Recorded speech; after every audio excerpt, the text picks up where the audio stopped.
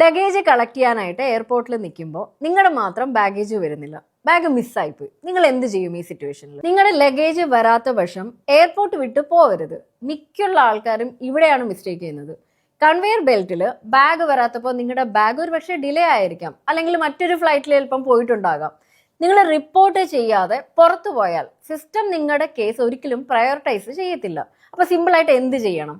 Direct ആയിട്ട് airline baggage കൗണ്ടറിലേക്കാണ് നമ്മൾ പോകേണ്ടത്, ജനറൽ ഹെൽപ്പ് ഡെസ്കിലേക്കല്ല.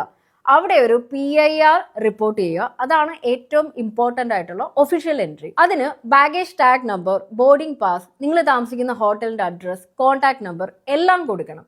പിന്നെ ഇവിടെ തന്നെ ഒരു റെഫറൻസ് നമ്പർ വാങ്ങിക്കുക. ഈ നമ്പർ ഇല്ലെങ്കിൽ ട്രാക്കിംഗ് നിങ്ങൾക്ക് പ്രാക്ടിക്കലി ഫീസിബിൾ ആയിരിക്കത്തില്ല.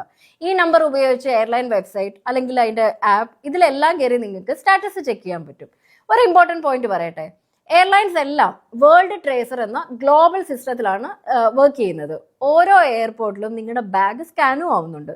പക്ഷേ സിസ്റ്റത്തിൽ ഡേറ്റ ഉണ്ടെന്ന ഒരൊറ്റ കാരണം കൊണ്ട് ഒന്നും നടക്കത്തില്ല. റിപ്പോർട്ട് ചെയ്ത കേസിന് മാത്രമേ പ്രയോറിറ്റി കിട്ടത്തുള്ളൂ. ഇനി ഒരു കാര്യം കൂടി ശ്രദ്ധിക്കണം.